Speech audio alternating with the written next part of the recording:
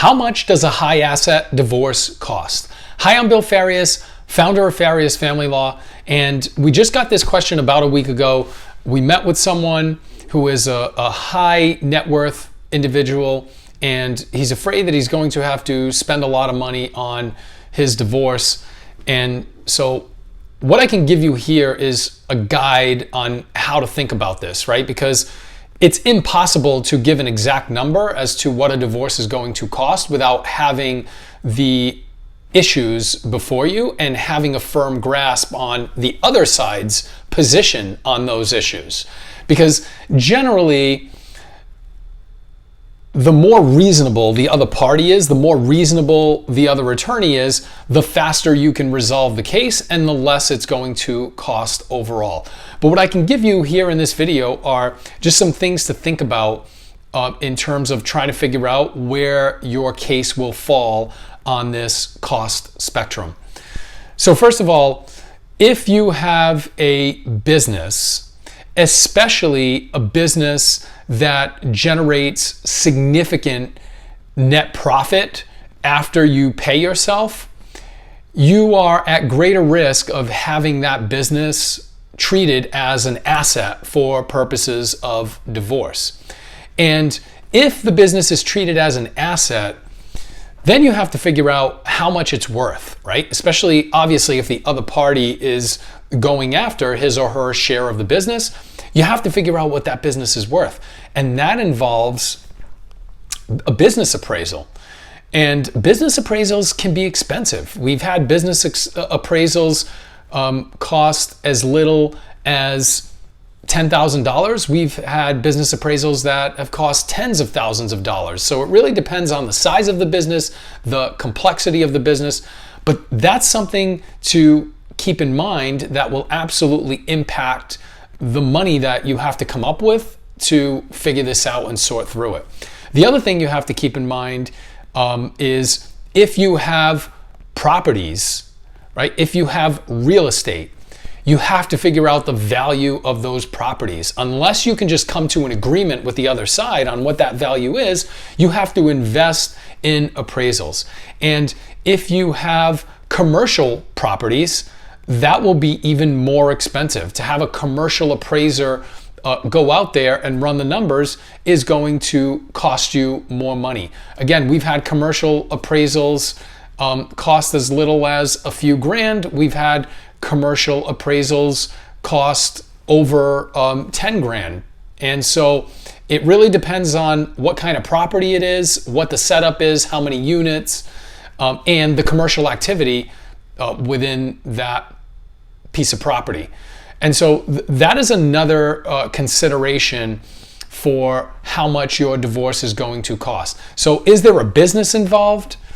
Are there different pieces of real estate involved, especially if they're commercial properties? That's going to add to the cost.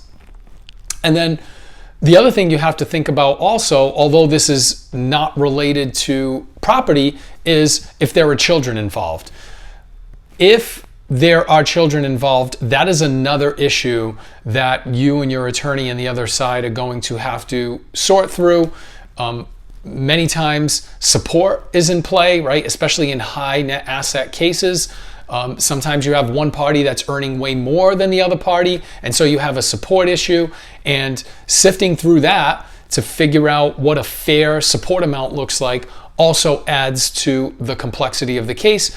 And obviously, if there's a parenting time issue, right? If there's a disagreement about what the custody arrangement should be, how much time the children should spend with each parent, that's also something that can add to the cost. So the biggest factors in these high net worth divorces, high asset divorces are, is there a business involved, right? If there isn't, it's much easier to deal with W-2 income and crunch the numbers. But when there's a business involved, it gets a lot more complex in terms of figuring out the true income, the true revenue generated by the business, the true income of the individual running that business, what that business is worth. And then you also have real estate.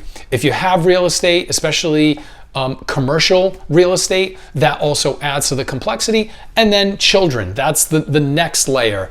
So if you're a high asset, high net worth individual, and there's going to be a disagreement on the parenting time and or the amount of support being paid, you also got to do work on that. And so then it really depends on how much time and effort has to go into those different boxes. And those are just the main ones, right? There may be some other issues that add to this, but those are the main ones to think about. Those are the ones that will add the greatest amount of cost to your divorce. And also what I would add to this is, who is the other side hiring? Who are you hiring? You have to be very careful about the lawyers you have involved, because you have lawyers who, and this is, I would say, most family law attorneys are trying to do the right thing, are trying to get clients to the finish line efficiently, but you do have some players in the space that are really just looking to maximize profit.